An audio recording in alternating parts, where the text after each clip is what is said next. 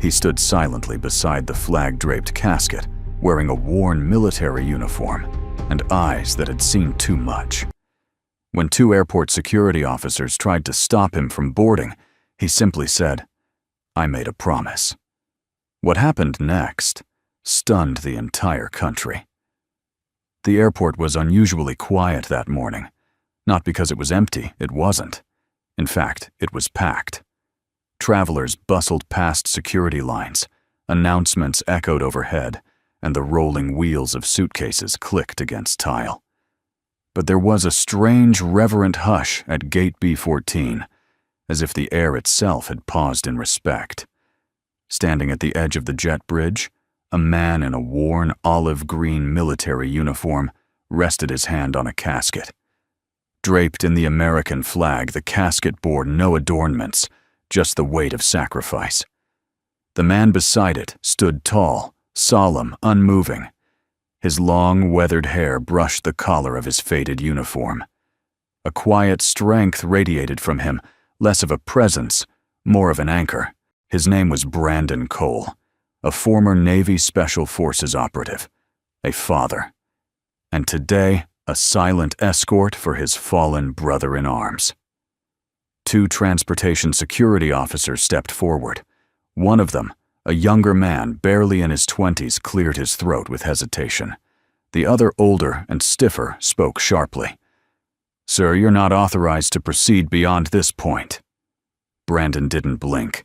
His eyes remained on the casket. "I'm escorting Sergeant Avery Walker. He died in service. I made a promise." The older officer crossed his arms. "You're not listed in the airline's documentation. No official military escort paperwork. No authorization from the airline. Rules are rules." Stillness. A beat of silence that dragged like a loaded rifle being cocked. Then Brandon turned his gaze to the man. His voice was low, steady, too calm to argue, too firm to ignore. "This man saved my life. I told his daughter I'd bring him home." The younger officer shifted awkwardly, glancing toward the gate agent nearby. She looked flustered, flipping through her tablet with trembling fingers. "I'm sorry, sir," she said.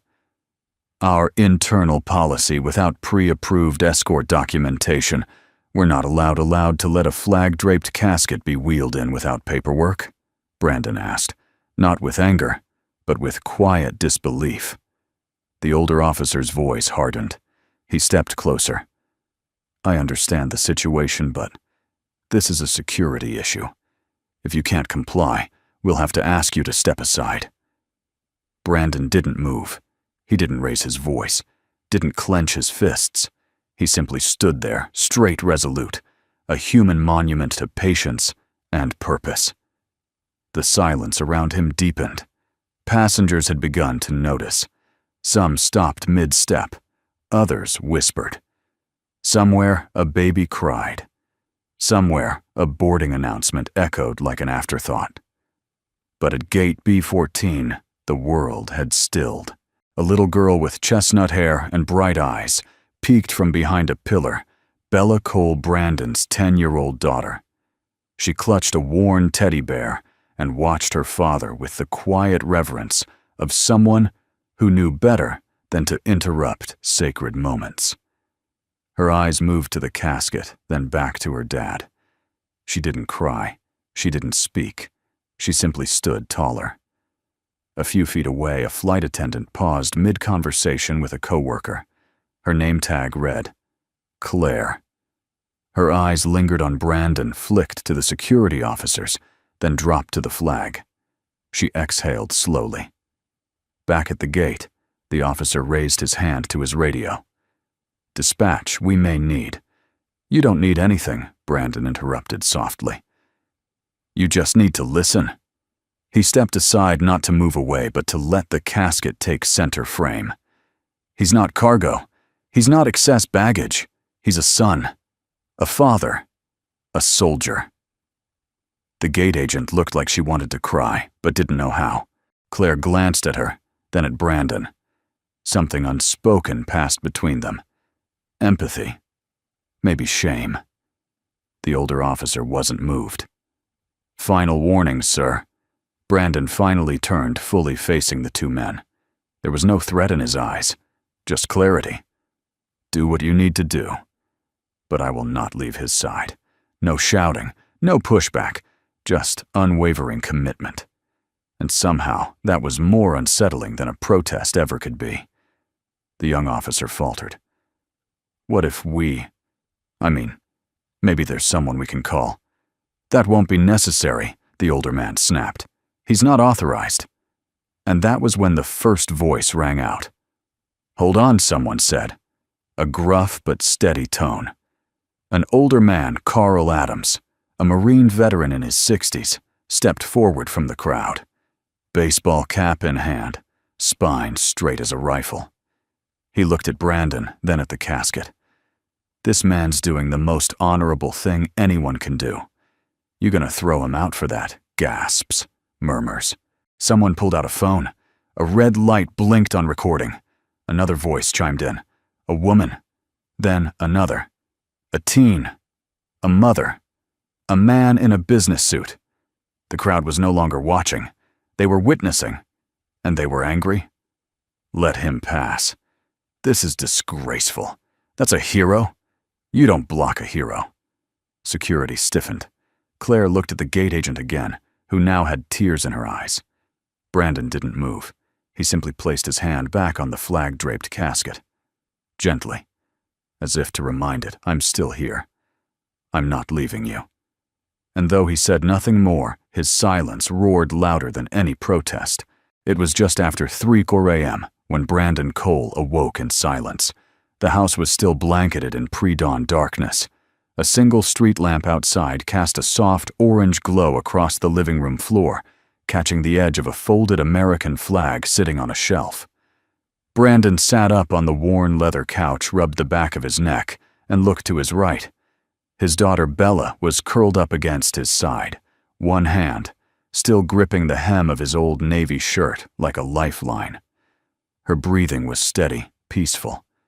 For a long moment he just sat there, listening. Outside, the wind shifted the trees. Inside, only the hum of the old refrigerator. Brandon leaned down and gently kissed Bella's forehead. Sleep, baby girl, he whispered. I'll be back before dinner. He stood slowly so as not to wake her. The motion made his knee twinge, a reminder of a bullet he never talked about. With practiced care, he pulled a wool blanket over Bella's small body. Then he turned to the hallway. He opened the closet and pulled out a wooden box. Inside was a folded, faded green uniform stitched with no insignia, no rank, just a name tag, Cole. There was also a photo, two men grinning in the dust of a foreign desert, sunburned and filthy. One of them was Brandon. The other, bigger, louder, and always laughing, was Avery Walker. Brandon traced Avery's face with a calloused thumb, then placed the photo in the pocket of his uniform. The last thing he pulled out was a dog tag still scratched and stained. He hung it around his neck. 2 weeks earlier, it had been pouring rain that night. Brandon had just finished a shift repairing HVAC systems in a strip mall outside Houston. Bella had waited patiently, as always, with a sketch pad and a peanut butter sandwich. She never complained, not when the air conditioner failed in their apartment, not when bills came late, not when her father forgot her birthday last year because he was too busy working overtime to afford her medicine. She never asked why he wore the same old boots every day. She never asked why he walked with a limp. She never even asked why her friends had moms and hers didn't. She just loved him. That night, as they stepped through the front door, soaked to the bone, the phone rang. Brandon froze when he saw the name on the screen, Walker Marlene, Avery's sister. He knew before he answered, knew from the chill in his bones and the way his hand trembled. Brandon Marlene said, voice breaking. Avery's gone. They buried him in Delaware at the edge of a cemetery, where the wind always blew east. Brandon stood at the back, didn't wear his uniform, didn't speak. He just watched the folding of the flag, the trembling hands of Avery's daughter, the distant bugle playing taps. Later, after most of the crowd had left, the little girl walked over to Brandon. She handed him a slip of paper. It was a crayon, drawing two men in green standing side by side, under a big sun, one holding a rifle, the other holding a teddy bear. "Uncle Brandon," she said. "Daddy said you'd be the one to bring him home." Brandon swallowed. Hard. He knelt. "I will." Back to present. Brandon zipped his uniform jacket with practiced calm. It still fit. Looser now, but familiar, like muscle memory. In the mirror, his reflection looked older than he remembered. Lines traced his eyes. His jaw bore the weight of too many unspoken thoughts.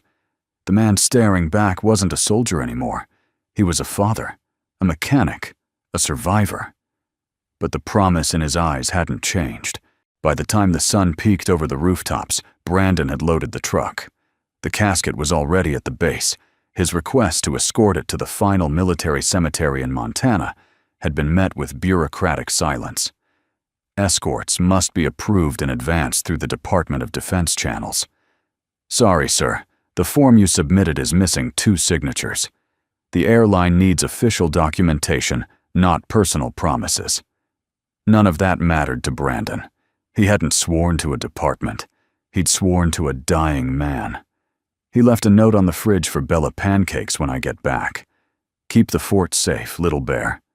That he kissed her forehead one last time before locking the door behind him. At the airport curbside, a young worker tried to ask him for documentation. Brandon simply opened the back of the truck, revealing the polished casket. A hush fell. A second later, the young man stood at full attention. Silent. He didn't ask again. Brandon wheeled the casket through security himself. No honor guard, no cameras, no official military escort. Just a father, a promise, and a flag. Now at the gate, that promise stood between 2 TSA officers and a nation watching through screens they didn't even know were recording. Brandon didn't know this was being live-streamed. Didn't know his face was already going viral. Didn't care. He wasn't here to make a statement. He was here to bring Avery home. And he wasn't leaving his side. Not now. Not ever. The tension at gate B14 had thickened like fog. Brandon Cole stood beside the casket motionless, his boots planted on polished tile arms resting loosely at his sides, face unreadable. But his stillness wasn't submission. It was restraint, like a dam holding back a flood. Across from him, the 2 TSA officers hadn't moved either. Not since the crowd began murmuring. Not since phones were pulled out. Not since the older one had radioed in for backup, his voice sharp with authority, masking what might have been uncertainty. The younger officer looked away, uncomfortable. The older one stayed locked in position, determined. Near the gate desk, the airline employee was typing, furiously scrolling through screens, murmuring into her headset. "We have a situation," she whispered. Claire Bennett stood 5 feet behind her, still in uniform, still watching. Her eyes hadn't left Brandon. There was something about him, something more than the uniform, more than the flag. It was the silence. She'd worked a decade in the skies, seen unruly passengers' emergency landings, even a berth on board. But she had never seen a man like this, so calm, so heavy with grief, so absolutely unshakable. And the flag.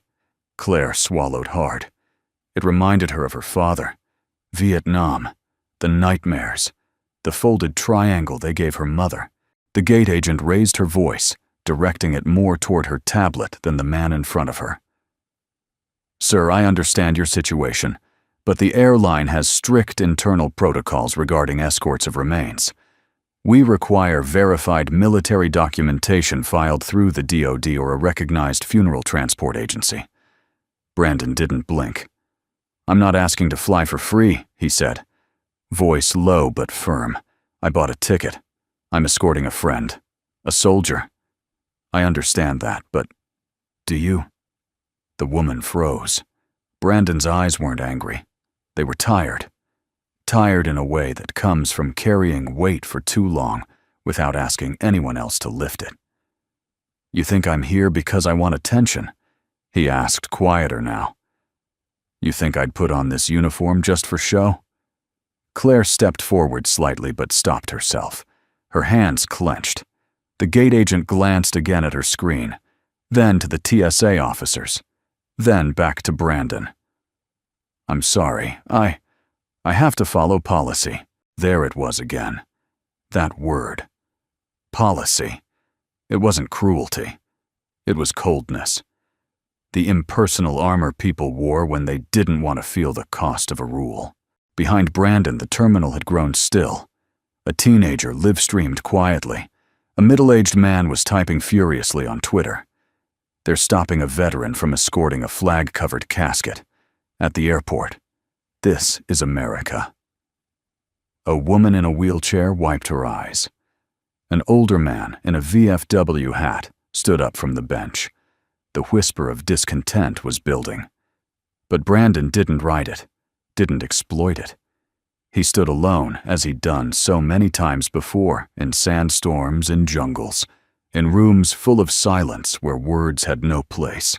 The older TSA officer adjusted his radio.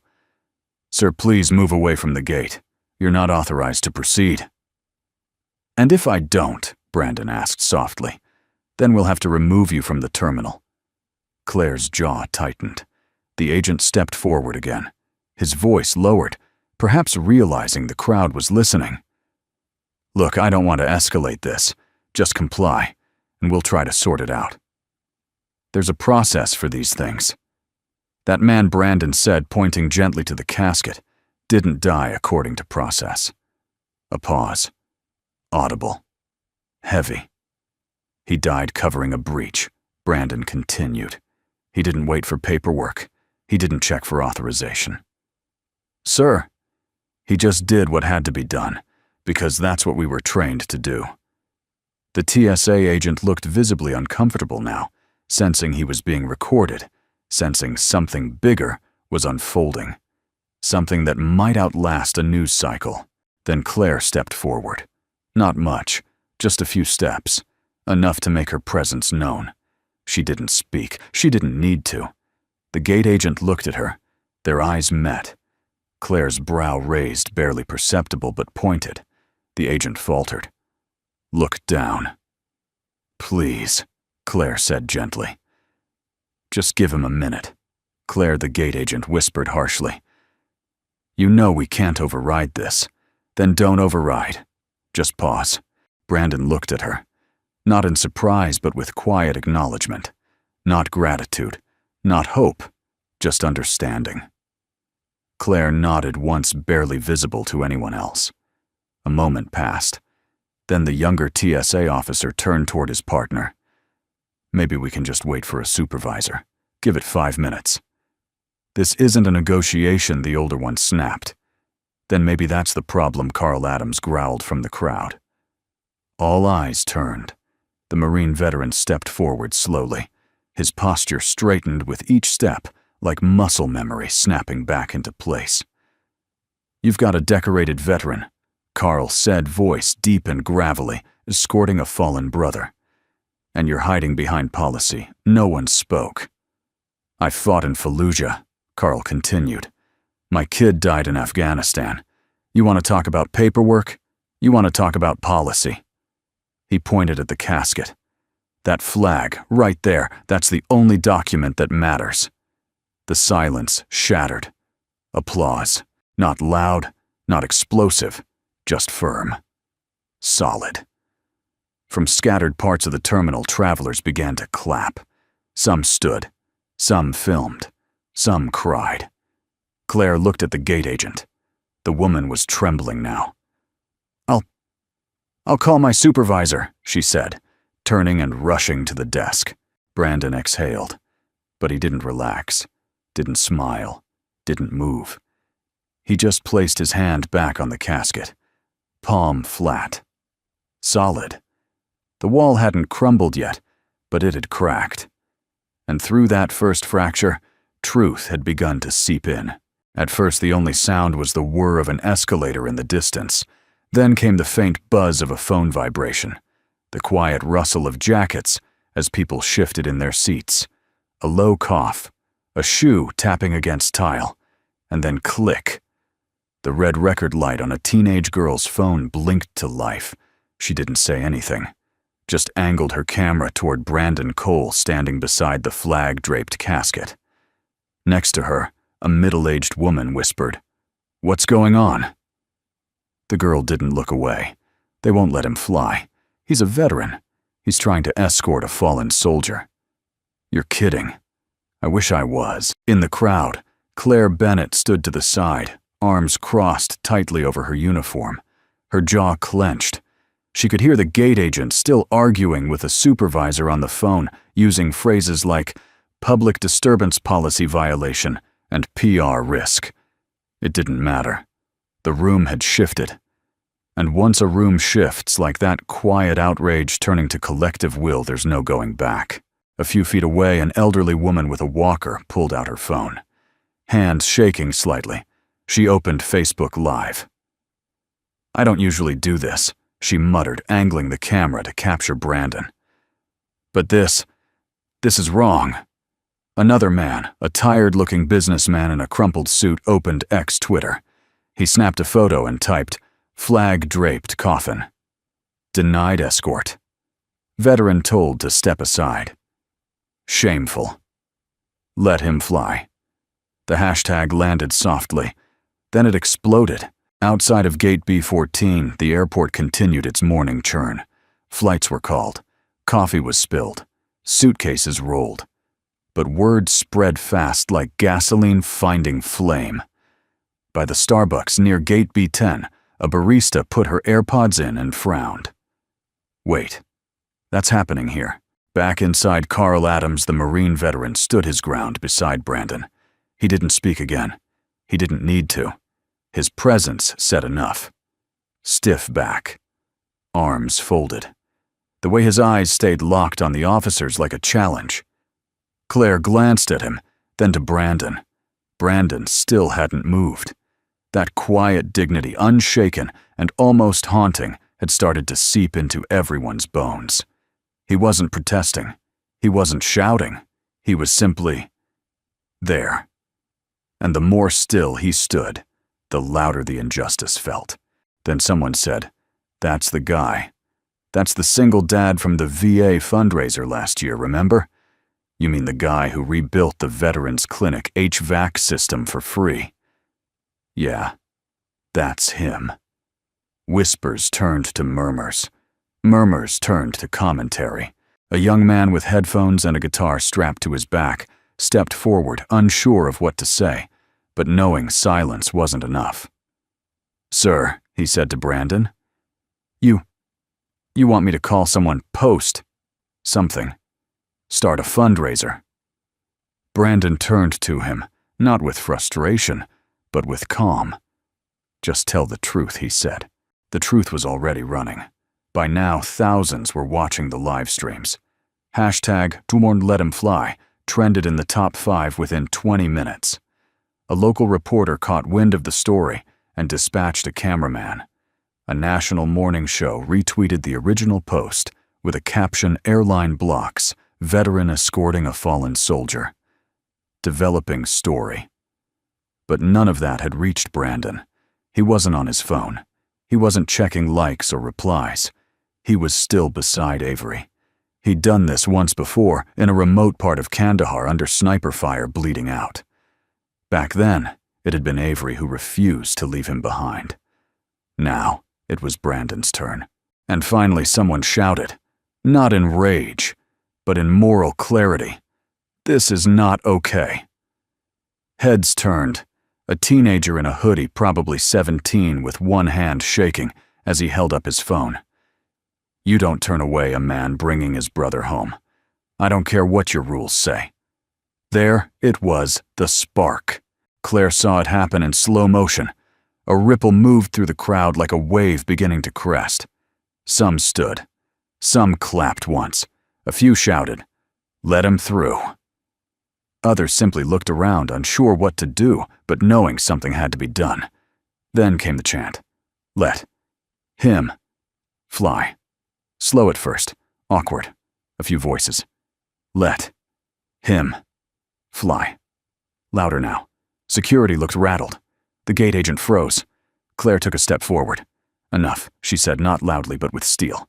She turned to the gate agent, who looked near tears. You want to make this worse? Keep standing behind that screen. Or you can do what your heart's already telling you to do. The woman stared at her. Claire held the gaze, and for a moment it felt like time held its breath. Then the gate agent reached up slowly and turned off the tablet. No official announcement. No approval from corporate. No dramatic music. Just a quiet moment of surrender to something bigger than protocol. Claire exhaled. Carl Adams nodded once, like a soldier acknowledging a ceasefire. And Brandon, he didn't cheer, didn't pump his fist. He simply nodded toward the casket and whispered, "You're going home, brother." Outside, the first signs of media vans began to appear at the curb. Inside, something far more powerful was unfolding. Decency. No hashtags, no headlines, just people seeing each other again. And in the center of it all stood a man who never asked for attention, just permission to keep a promise. Claire Bennett had spent most of her adult life walking jet bridges, thousands of them. Cities blurring into cities, gates into gates, smiles into safety instructions. She could predict turbulence just by reading cloud lines through the oval windows of a Boeing. She knew how to calm a panicked child midair or defuse a drunk businessman on row 12. But nothing in her 10 years at 37,000 feet had prepared her for gate B14 this morning. She stood a few feet from the crowd, now forming around Brandon Cole and the flag-draped casket. Her hands were still, but her heart was not.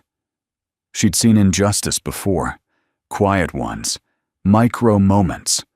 A sneer from a senior flight attendant when a disabled veteran boarded early. A rolled eye when an elderly man asked for help with his carry-on. Rules that hurt more than helped. But this was louder in its silence than anything she had ever heard. The radios crackled at her hip. Her colleague Maria, younger and eager to climb corporate ladders, tugged on her sleeve. "Claire, don't get involved," Maria whispered urgently. "This could cost you your badge." "He's escorting a fallen soldier," Claire murmured. "I know. It's awful. But protocol is protocol." That word again. Claire's stomach tightened. She glanced toward Brandon, still unmoving, one hand on the casket. His presence was as heavy as it was still. And beside him stood the old Marine Carl and a growing crowd of ordinary Americans who just knew right from wrong. Claire's gaze shifted to the TSA officers. One was on the radio again. The other avoided eye contact, sensing the shift in energy around them. "I'm serious," Maria hissed. "Don't be a hero. The airline will hang you out to dry. They always do." Claire looked back at her, voice lower now. Then maybe they should. She stepped away. It wasn't a dramatic moment. She didn't storm off. She didn't yell. She just walked. Through the side door, past the whispering passengers, down the crew corridor to the break room, an empty, soulless space with peeling posters of safety procedures and a coffee pot older than her niece. She pulled out her phone, hesitated. Her hands trembled. Then she opened her contacts and scrolled. LT Joshua Raines, USAF. She hadn't talked to him in almost 3 years. He was her older brother's best friend. The one who came to Thanksgiving with desert sand still in his boots. The one who helped her move after her divorce without asking a single question. She hit dial. "Claire, Josh, I need a favor. A big one. You okay?" "No. But it's not for me. There's a man at gate B14, a veteran. He's trying to escort a casket military. They're stopping him.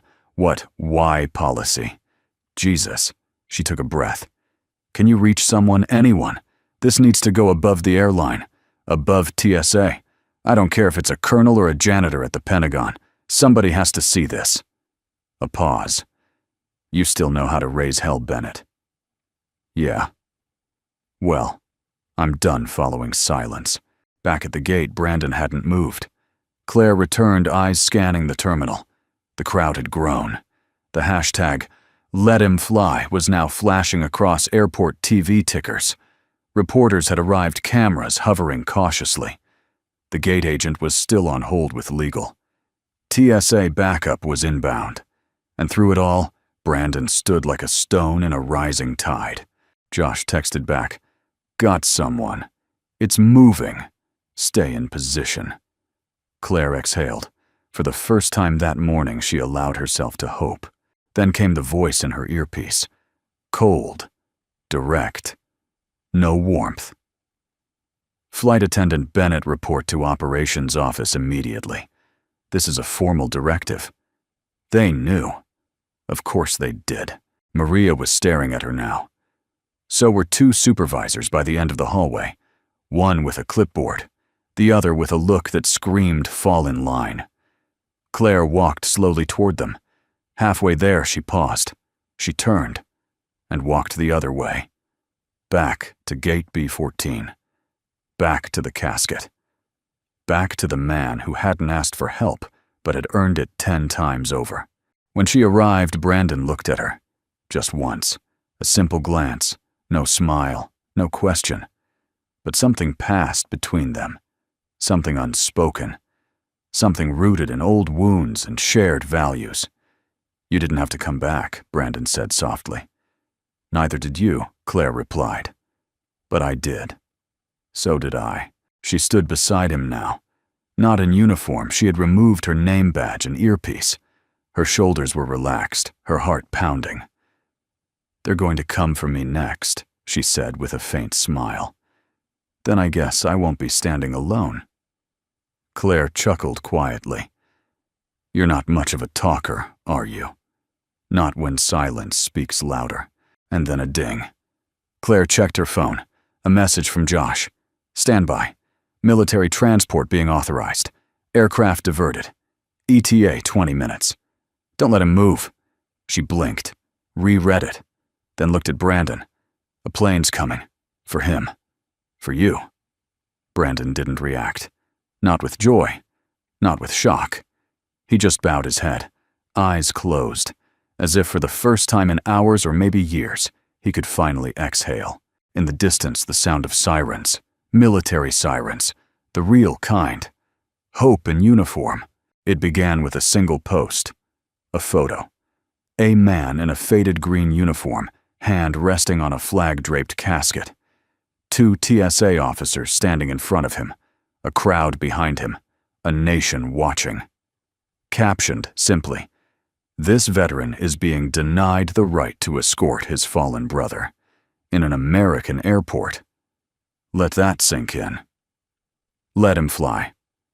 The post hit 20,000 retweets in less than an hour. Then came the videos. Different angles. Same truth. The man's silence. The crowd's unrest. The folded flag. The injustice so clear it didn't need commentary. By 10:17 a.m., Let Him Fly was #1, trending across the U.S.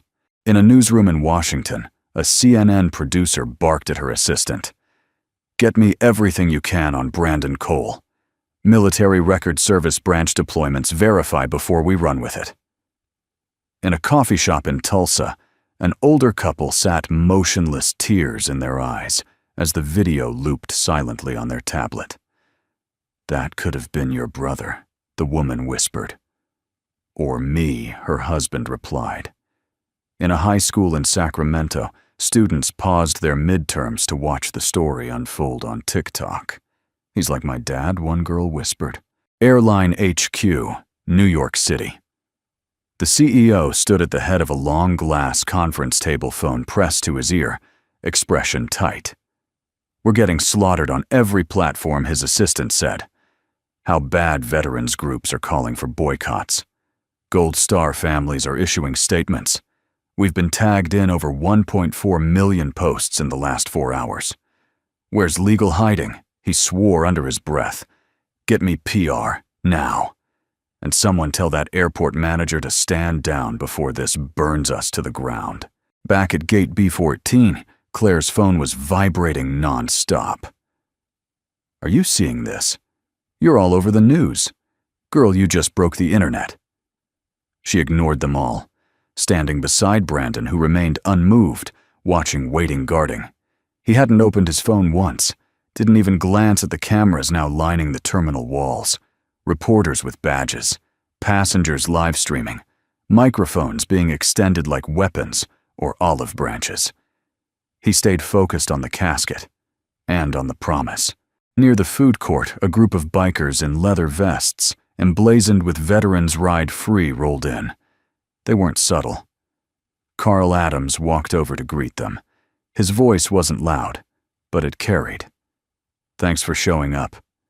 Wouldn't miss it, one biker said.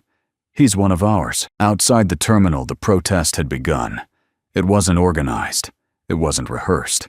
It was organic. People with flags. Mothers holding pictures of sons lost to war.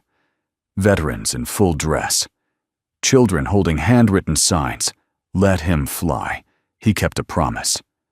Now keep yours. TV crews had arrived. Claire watched as a young female reporter stepped cautiously toward Brandon. Mr. Cole, can we get a statement? He turned to her, eyes calm. This isn't about me, he said. It's about him. He nodded toward the casket. He saved lives. He kept his promise. I'm just trying to do the same. The reporter's eyes welled up. May we ask who he was? Sergeant Avery Walker. Father. Brother. Marine. And your relationship, Brandon paused. Then said the words, so plainly, so softly, they hit like thunder. He carried me out of a burning Humvee, with shrapnel in his leg. I swore I'd bring him home. The reporter swallowed hard. Behind her, the camera guy wiped his eyes discreetly. Back online, the momentum had grown unstoppable. Veterans organizations began issuing official statements. Congressmen tweeted their outrage. Celebrities' weight in honor isn't paperwork. It's doing what's right. Let him fly. A retired 4-star general posted, if this man isn't airborne by noon, I'll fly there myself and carry that casket. In the airport's operations office, phones were ringing off the hook. A shaken supervisor turned to the assistant director. We can't contain this. Then don't. Sir, let him go. Let them all go. We've already lost the policy war. At least salvage the moral one. And finally, at 11:02 a.m., the announcement came. Attention passengers. A military transport aircraft has been cleared for arrival. Gate B14 will be temporarily restricted for honor escort purposes. Please remain clear. Gasps, applause, tears. Brandon looked up, not in shock, not in triumph, but in quiet, resolute peace. Claire smiled, tears glistening in her eyes. They heard you, she whispered. No, Brandon replied. They heard him. He tapped the casket gently. I was just the echo. Outside the window in the bright midday sun, the shadow of a C-130 Hercules began descending onto the tarmac. It wasn't just a plane, it was dignity. Restored. Brandon Cole hadn't spoken in over 15 minutes. He didn't need to. The air inside gate B14 had shifted, no longer tense, no longer frantic. Now it felt like a sanctuary. A hushed reverence had settled over the terminal, the kind that usually only exists inside cathedrals or over caskets. And in a way, this place was now both. The casket bearing Sergeant Avery Walker sat near the boarding door, draped in the flag that had followed him into war and followed him home. Brandon remained at its side, one hand resting gently on the corner, the other at ease. Not clenched, not raised. Just still. He'd been offered microphones, turned down every one. A local reporter had tried again. Sir, the country wants to hear your thoughts. He had shaken his head. This isn't about what I say. That was when people started truly listening. Not just to the noise, not to the politics or the trending hashtags, but to the silence. A silence so heavy it seemed to mean more than 1,000 speeches. A soldier doesn't need to raise his voice when his presence speaks louder. A father doesn't need to shout when his grief stands beside him in uniform. And a man who has lost a brother doesn't need to explain why he refuses to leave his side. He just stays.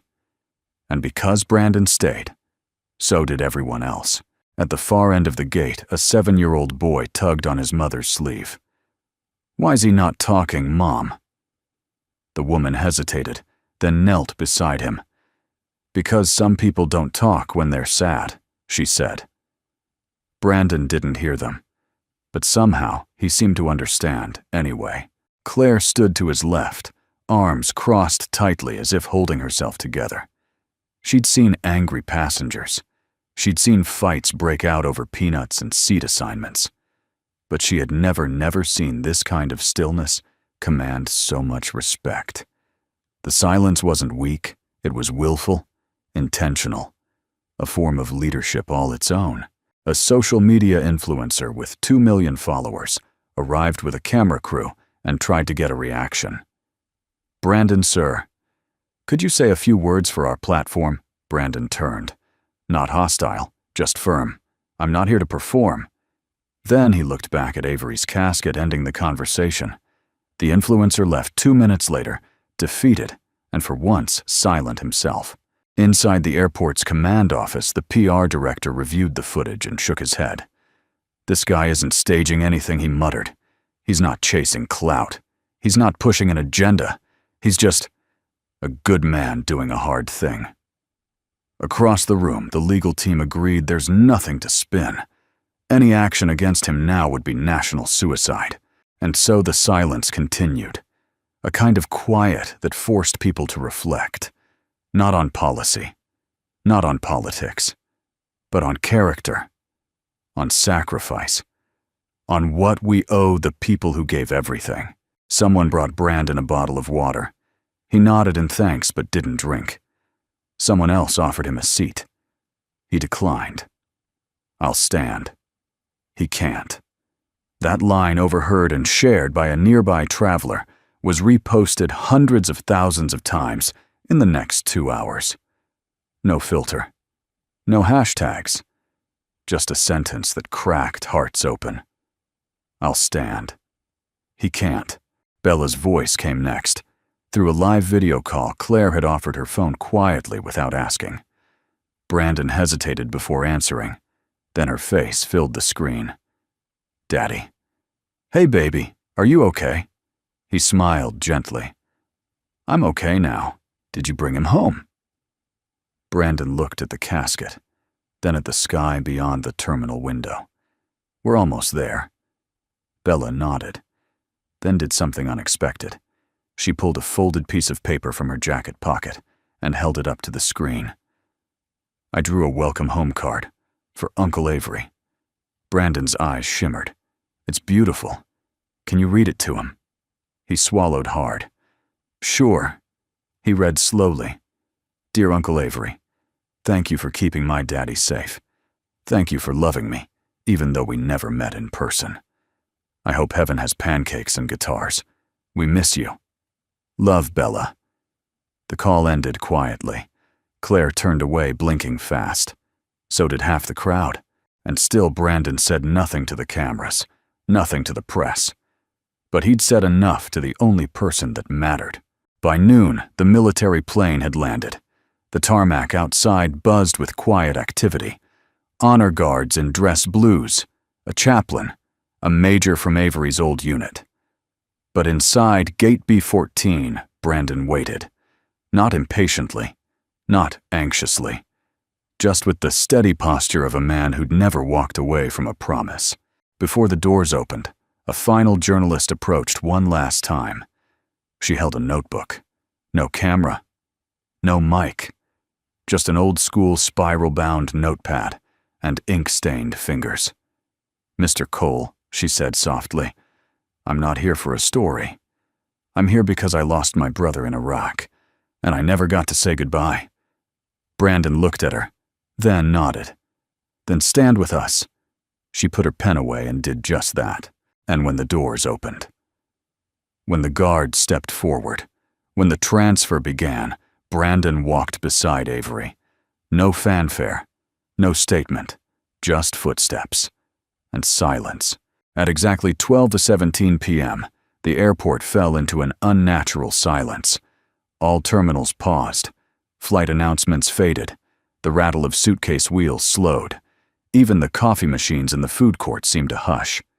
Because outside Gate B14, a C-130 Hercules was taxiing onto the tarmac. It was big, gray, unmistakably military. The kind of aircraft that didn't land without purpose. The kind of aircraft that said, without speaking, "This is official now." Inside the terminal, Brandon Cole stood upright beside the casket. His back straightened a little more. His breath slowed. Claire stood beside him, hands folded in front of her, her uniform jacket gone, but her resolve tighter than ever. And just behind them, Carl Adams, the old Marine, lifted a trembling hand to his temple in salute.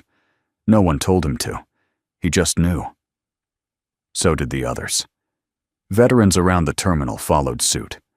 Strangers who had never served removed their hats, bowed their heads, or simply placed hands over their hearts. No one spoke. They didn't need to. A door opened near the tarmac ramp. Two men entered, First Lieutenant Colonel James Harrington and Master Sergeant Dana Brooks, both in dress uniform. Harrington was tall, polished with salt and pepper hair and medals that glinted beneath the harsh fluorescence. Brooks, shorter but stockier, walked like a man who'd spent his life training others to be tougher than they thought possible. They didn't hesitate. They walked straight through the crowd, through the camera crews and reporters, and stopped directly in front of Brandon. No pomp, no introduction, just authority and respect. Harrington looked him in the eye. "Brandon Cole." "Yes, sir.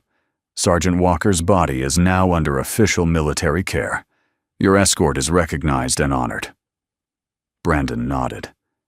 "Thank you for coming." Brooks stepped forward, opened a folder, and handed Brandon a document. Retroactive authorization for full escort rights under Section 12 of the Honor Transit Protocol, signed and sealed by command. "Thought that section only applied to active escorts," Brandon said quietly. Brooks gave a small smile. "It does. But when a man honors his fallen brother the way you have, we make it apply. A beat." Then Harrington leaned in, lowered his voice. "We should have been here from the start. That's on us. But we're here now, and you're not walking the rest of this road alone." Brandon's throat tightened, but he stayed composed. He shook their hands firmly, then stepped aside as the two officers turned toward the crowd. Harrington faced the press. "Ladies and gentlemen, I'll make this brief. This morning, a man acting not under orders, but under promise, stood his ground to do the right thing.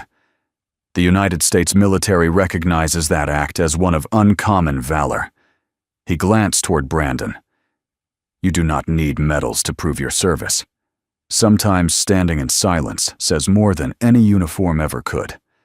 Flashbulbs clicked. Phones shook. But the only sound truly heard was the quiet inhale of a nation realizing it had just witnessed something rare. Honor. Unbending. The transfer began. The airline personnel, once rigid and unsure, now stepped back respectfully. A military honor guard entered 6 men and women in full dress, taking positions around the casket. Brandon remained at the head. Claire stood just behind him, hand gently resting over her heart. The glass doors to the tarmac opened. Sunlight spilled into the terminal like blessing. And then, they began to walk. Step by step. Slow. Reverent. Absolute. Outside, a small formation of soldiers saluted from the base of the ramp. The C-130 waited at side bay, lowered flag gently rippling in the breeze. As they approached, Claire whispered, barely audible, "They'll be writing about this one for years." "Let them," Brandon replied softly. so long as they don't forget his name. At the ramp, the honor guard paused. Brandon stepped forward, took one final breath, then pressed his palm flat against the flag and whispered, "Welcome home, Avery." The casket was lifted, carried aboard with solemn precision. Once inside, a Marine chaplain murmured a blessing under his breath, a final fold, a final salute. And then the door closed. Not just on a transport aircraft, but on a chapter of sacrifice that had taken too long to be recognized. Back inside the terminal, the crowd stood stunned, not by the spectacle but by what they felt. Something pure, something rare, something that reminded them what it meant to be part of something larger than themselves. Claire turned to Brandon. "You could have turned this into a headline, into a campaign, but you didn't." "Wasn't mine to sell," he said simply. "So what now?" Brandon looked out the window, watched the C-130 begin to taxi. "Now I finish the journey. We're to Montana. One last ride. Then I go home, make pancakes, fix the heater, be a dad." Claire smiled softly. "That sounds like a good mission." He looked at her eyes, calm. "It's the only one that ever mattered." Behind them, the terminal slowly began to breathe again. But something had changed. Policies hadn't been rewritten, but perspective had. And sometimes, that's where real change begins. The hum of the C-130's engines was fading into the distance, swallowed by sky. Brandon stood at the edge of the tarmac, his boots planted on solid ground, as he watched the aircraft climb higher, smaller, until it disappeared into the blue. He didn't move, didn't wipe his eyes. He simply watched. Not with sadness, with completion. And for the first time in days, perhaps weeks, his shoulders eased just slightly, like a man finally setting down the weight he'd carried across both oceans and memories. Claire stood a few paces behind him. She didn't interrupt, didn't speak. She knew that moment was his alone. But when he finally turned the sun behind him, catching in his eyes, she met him halfway. "He's on his way home," she said softly. "He always was," Brandon replied. "I just had to walk him there." They walked together in silence back toward the terminal's side corridor, away from the crowd, the reporters, the lenses that still tried to steal pieces of the moment. At a quiet service hallway, they paused. Claire leaned against the wall, folded her arms, not defensively, but like someone gathering herself. "Can I ask you something?" she said. Brandon nodded. "Back there, when you looked at me, you knew, didn't you knew? What that I was the one who made the call." Brandon studied her for a moment, then gave a single nod. It wasn't hard to tell. "You didn't look away when it got hard." Claire exhaled, a strange mix of relief and vulnerability in her breath. "I almost didn't do it." Brandon said nothing. She went on. It was easier to follow policy, to hide behind it. "I've done it before. More than I'd like to admit." Her voice cracked just a little. "But today, I saw something I hadn't seen in a long time. I saw what it means to believe in something again, to stand next to someone who doesn't need to raise their voice to be right." Brandon's gaze was steady but gentle. "You made a choice," he said. "You didn't have to." "I know." She looked down. "But I needed to." A long beat of silence passed. Claire glanced sideways at him. "Truth is, I lost someone too." Brandon turned, slightly giving her space, but listening fully. "It was my dad. He flew helicopters in Vietnam, came home with a shattered leg and a head full of ghosts." She paused, her eyes far away. "He never talked about it, just went quiet, especially on holidays, especially when the fireworks started."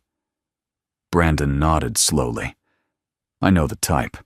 When I was 17, he took me on a flight, a private plane, just him and me.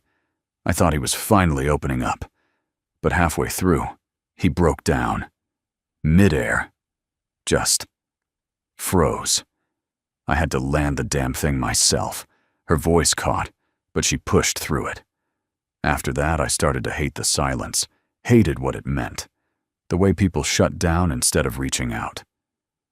"You were a kid," Brandon said gently. I was scared, but I never blamed him, just didn't know how to help. A pause, so I ran. Brandon leaned against the wall opposite, her arms loosely crossed. "Running feels right when we don't know what else to do." "Yeah," Claire said. "But today, watching you stand there," I realized something. She looked up at him now, her eyes steady. "Not all silence means surrender. Sometimes it's strength, the kind I haven't seen in a long, long time." Brandon didn't respond right away. Then Avery used to say the loudest ones in the room were usually the ones least sure of what they stood for. Claire smiled faintly. "He sounds like someone I would have liked." "He was a pain in the ass," Brandon said, finally allowing a slight smile. "But he kept me alive, twice. Once in Helmand, and once after I came home. And so he told me to stop trying to be a ghost, reminded me that my daughter didn't need a hero. She needed a dad." Claire leaned her head back against the cool tile wall. "You ever think about leaving all this behind? The past, the war, the weight Brandon considered it. Every day. And then I wake up, make pancakes, tie a little girl's shoelaces. That's enough to stay." Claire turned toward him. "You're a good man, Brandon Cole. I'm a man trying to keep his promises. That's all." "Well, for what it's worth," she said softly. "Your silence today, it said more than most speeches I've heard in my life." Brandon looked at her, not as someone who needed saving, not as a stranger, not even as the woman who had changed everything, but as someone who had chosen the right thing when it would have been easier not to. And in that look, without a single word, was all the thanks she would ever need. They stood there for a while, not as soldier and civilian, not as headlines and hashtags, but as two people who had seen too much, lost too much, and still chose to believe. Claire broke the silence one last time. "So, what comes next?" Brandon exhaled slowly. "A drive, a funeral. Then a little girl with a lopsided ponytail and a list of science projects she needs help with." Claire smiled.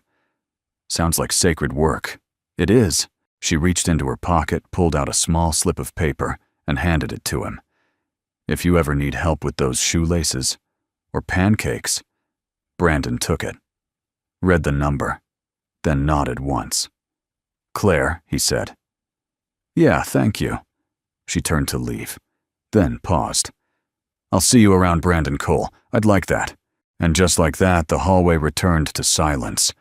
But this time, it didn't feel empty. It felt earned. The wind in Montana carried a kind of silence that only wide-open land could hold.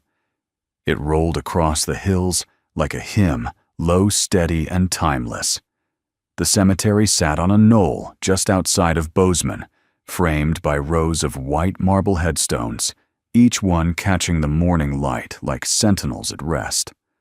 Brandon Cole stood among them once again in his old uniform, pressed, clean, worn by time, not vanity. Beside him stood his daughter Bella in a navy blue dress that fluttered gently in the breeze. Her small hand was wrapped around his, firmly like an anchor. In her other hand, she held something even more precious, a folded handkerchief. Not just any cloth. Avery's handkerchief. The one he'd carried on every deployment. The one he'd once tied around Brandon's wrist to stop the bleeding after a firefight. The one he said would always know the way home. Now it had. Rows of chairs had been arranged in perfect symmetry, facing a raised platform draped in the American flag. A black and white portrait of Sergeant Avery Walker sat beside the casket, his face caught mid-laugh, teeth, flashing eyes half squinting from desert sun, joy frozen in time. The military honor guard stood ready. 8 men and women, impeccable posture, solemn expressions. A bugler stood at a distance, trumpet tucked beneath his arm, waiting for the signal. Mourners had arrived slowly, quietly. Not many, but all of them real. Avery's sister Marlene, holding her 2 young boys close. His old platoon sergeant, grizzled and limping. 3 nurses from the VA hospital where Avery had volunteered during leave. And at the back, almost unnoticed, Claire Bennett, in a simple gray coat, her airline ID, gone, her presence unannounced. She didn't come for attention. She came because this mattered. Brandon stepped forward as the chaplain finished the opening prayer. His boots crunched softly on gravel. When he stopped in front of the casket, all heads turned toward him. He didn't speak from notes, didn't prepare a speech. He just breathed. Then began. There are things a man never forgets. The weight of a rucksack soaked in rain, the hum of rotor blades overhead, the sound a bullet makes when it misses your head by inches. But more than that, you remember the men who stood beside you. He paused, eyes fixed on the flag. Avery Walker wasn't just a Marine. He was a compass. Not because he was perfect, but because he pointed people home, even when he couldn't find it himself. Brandon's voice caught, but he didn't stop. He dragged me out of hell more than once, not just on the battlefield but afterward when the real war started. He looked to Bella, who clutched the handkerchief tighter. He loved this country. But more than that, he loved people. He believed in doing the right thing even when it was hard, especially when it was hard. And all I ever promised him was that I'd bring him home.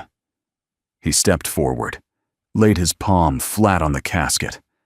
Promise kept, brother. Then he turned, saluted, not the quick snap of parade ground ritual, but slow, intentional, the kind that said, "You mattered. You will be remembered." The bugler raised his trumpet, and then came taps, that sacred melody played into wind and sky, a sound that doesn't ask for applause, only silence. Bella didn't cry, but her chin quivered. Brandon rested a hand on her shoulder. Silent strength passed from one generation to the next. When the last note faded, the honor guard stepped forward, folded the flag with precision, known only to those who've done it 100 times, each one just as sacred. 13 folds, presented to Marlene. Her hands shook. She whispered. He never stopped talking about Brandon. Brandon bowed his head. After the ceremony, people moved slowly, shaking hands, sharing stories in hushed tones, pressing hands to hearts as they passed the casket. Claire waited until the crowd had thinned before approaching. Bella saw her first. The girl's eyes lit up. Miss Claire. She ran forward, wrapping her arms around Claire's waist without hesitation. Claire knelt. "Hey, sweetheart. You look beautiful," Daddy said. Uncle Avery would have liked the mountains. Claire smiled softly. He would have loved them. Brandon walked up behind them, eyes kind. "Didn't expect to see you here." Claire stood brushing grass from her coat. "Didn't plan to be here. Just didn't feel right staying away." Brandon nodded. "Thank you." They stood together for a moment, eyes scanning the hills, letting the wind speak. Then Bella tugged on Claire's sleeve. "Do you want to come have lunch with us? We're having pancakes." Claire looked at Brandon. He gave a small shrug. "She runs the house." Claire smiled, heart warm. "Then I'd be honored." As they walked toward the small rental truck, Bella skipped ahead, swinging her arms. Claire walked beside Brandon, both quiet, both at peace. "You kept your word," she said. "Because it mattered," he replied. "So what now?" Brandon looked ahead toward the winding road, toward a future still unwritten, but no longer shadowed. "Now we live," he said. "Now we remember. And now we heal."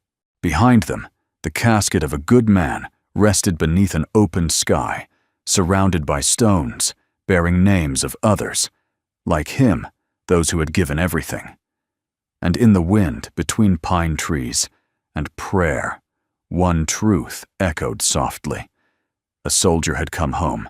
The uniform was folded with care.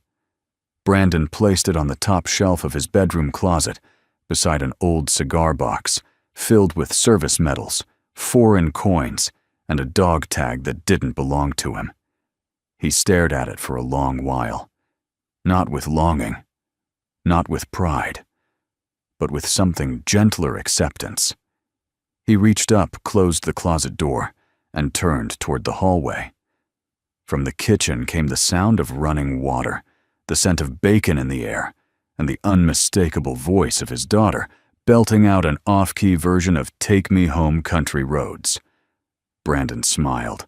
It had been 3 days since the funeral. The drive back from Montana had been quiet.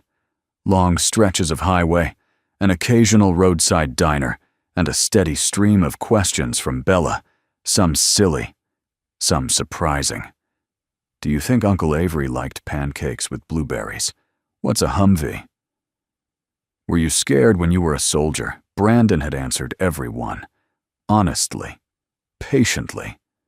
But the one she hadn't asked, the one that sat between them the whole ride home, was the one she didn't have to say out loud. "Are you okay now, Daddy?" He wasn't sure of the answer, but he was sure of this: he was trying. And in the trying, there was healing. Brandon stepped into the kitchen, barefoot, shirt untucked. The morning sun poured through the blinds, casting golden lines across the tile floor.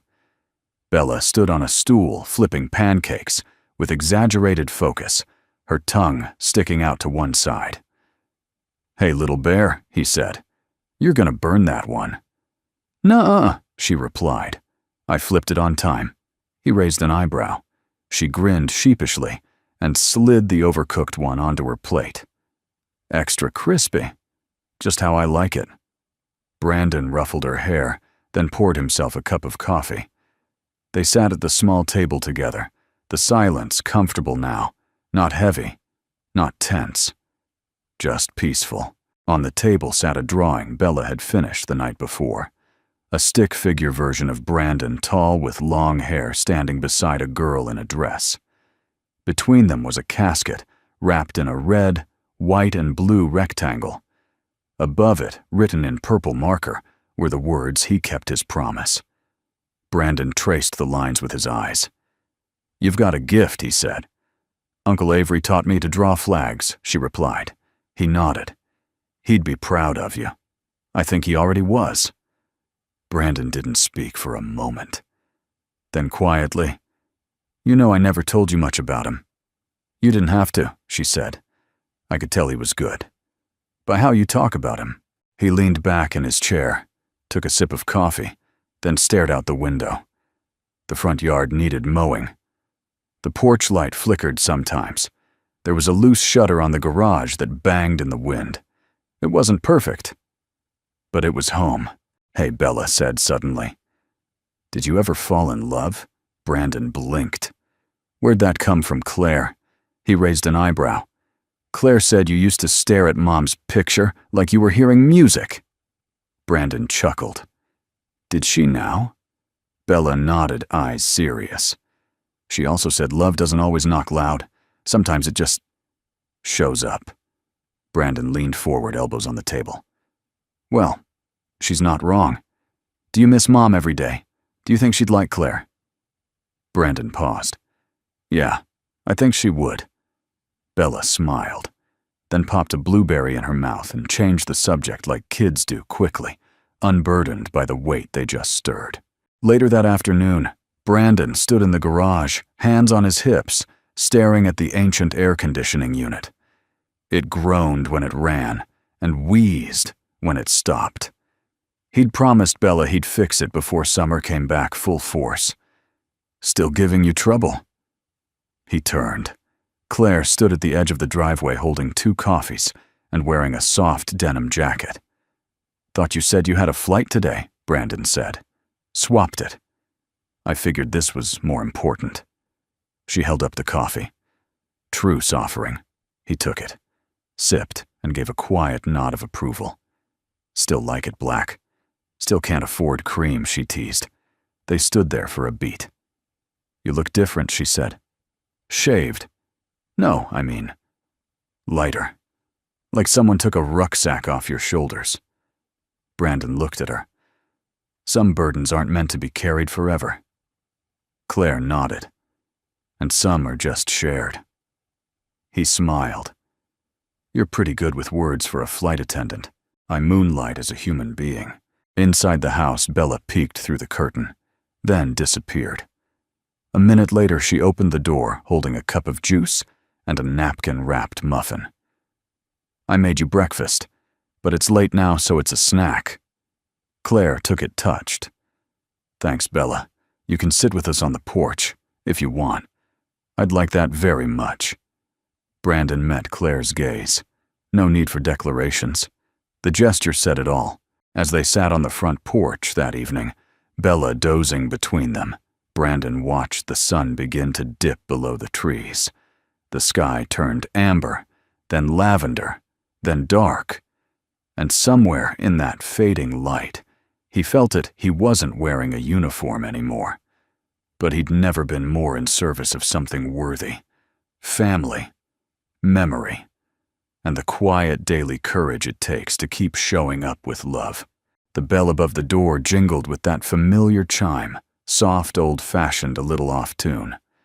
Brandon looked up from under the hood of a stubborn HVAC unit in the back of the shop. His hands were streaked with grease. The sweat on his brow was mixed with dust. Another Tuesday, another repair. And then he saw her. Claire. No uniform. No badge. Just a cream-colored sweater, blue jeans, and a pair of sneakers that had seen better days. Her hair was loosely pulled back, and in her hands were 2 cups of coffee and a small paper bag. She smiled like someone who wasn't sure if she was welcome, but showed up anyway. Brandon straightened, slowly, wiped his hands on a rag, and walked out to meet her near the counter. You clean up nice, he said, nodding toward the absence of Airline Navy. You don't, she replied, eyeing the oil on his collar. He chuckled. Occupational hazard. Brought peace offerings. She handed him a cup. Still black, she asked. Always. She held up the bag. Muffins. 1 blueberry one. Experimental. Brandon raised an eyebrow. Experimental pumpkin walnut something else, I didn't read the label. Brave woman. Former flight attendant. I've had worse. He motioned to a stool by the window.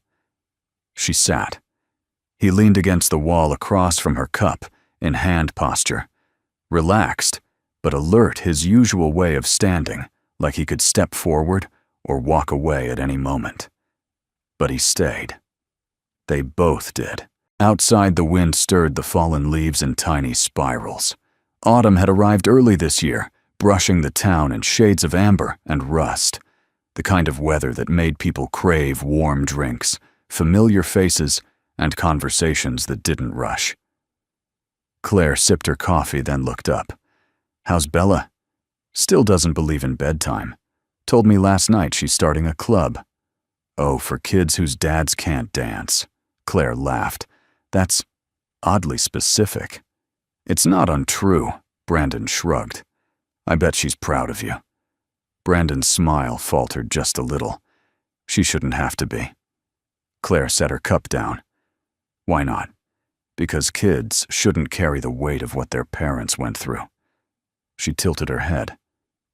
Maybe. But maybe pride isn't weight. Maybe it's a lantern. He looked at her. Lantern, thing she carries because it helps her see where she's going. He didn't respond, just nodded slowly, the thought sitting with him longer than her words. A silence settled, but it wasn't awkward. It was full. And then Claire spoke, her voice quieter now. I've been thinking about that day. At the airport, yeah. She looked down at her coffee. I've lived my whole life thinking that the rules would protect me, keep things safe, predictable. But watching you break through all that made me realize I wasn't safe. I was stuck. Brandon watched her carefully. You weren't the only one. She looked up. What do you mean I got real good at building fences in my head, between me and other people, between who I was and who I thought I needed to be? And now Brandon took a slow sip before answering. Now I'm learning how to leave the gate open. Claire smiled. Sounds terrifying. It is, but worth it. He looked at her. So far, from the back room came the sound of a wrench clattering to the floor, followed by a small voice. Oops, Brandon turned as Bella peeked around the corner, cheeks smudged with something suspiciously like muffin batter. I was helping, she announced. You were eating, Brandon countered. Same thing, she grinned. She walked over and handed Claire a small cup of juice, with the formality of a maitre d'. For our guest, Claire took it beaming. You always this hospitable, only to people who bring muffins. Noted. Bella plopped onto the floor, cross-legged, sketchbook in hand. Claire leaned forward. She's a lot like you. That obvious stubborn. Smart. Doesn't back down. Sounds dangerous. Sounds familiar. They sat a while longer, talking about small things. The broken vending machine at the school, the bird's nest on the porch, whether or not pumpkins actually count as fruit. And then the conversation dipped again, just enough for the truth to come up for air. Claire looked at Brandon, her voice quiet. Do you ever think about starting over? He hesitated. Sometimes. With someone. That's the part I'm not good at. Maybe you don't have to be good. Maybe you just have to be willing.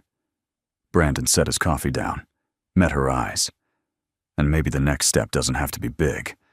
What if it's just breakfast? Like this number, Claire smiled. Pancakes, with syrup, and a 10-year-old who judges your flipping technique. Brandon leaned back. Well, I did promise her pancakes. Claire reached for her bag. Then don't break that promise. She stood but didn't leave just yet. Same time tomorrow, Brandon nodded. Same time. As she stepped out into the golden air, Bella climbed up into her father's lap, still holding her sketch pad. Daddy, yeah, little bear. You looked happy. I am. Is Claire coming over tomorrow? Looks like it. Cool. She handed him the drawing. It was the three of them on the porch. Pancakes. Coffee. Smiles. This one's called Second Chances, she said. Brandon wrapped his arm around her and stared at the picture for a long, long time. The leaves had turned. Golden. Crimson. Copper. They floated gently to the earth like memories that no longer hurt. It was early afternoon when Brandon, Bella, and Claire arrived at the Veterans Memorial Park. Nestled at the edge of town, the park was quiet. A stone path wound through groves of oaks and maples, leading to a bronze monument in the shape of a folded American flag. Along the base were etched names, too many to count, but never too many to remember. Today there was a small gathering. No cameras, no speeches, just community. Veterans, families, kids chasing one another between the benches. A choir warming up quietly under a canvas tent. Brandon wore a simple flannel shirt and jeans. Bella in her favorite white dress and boots.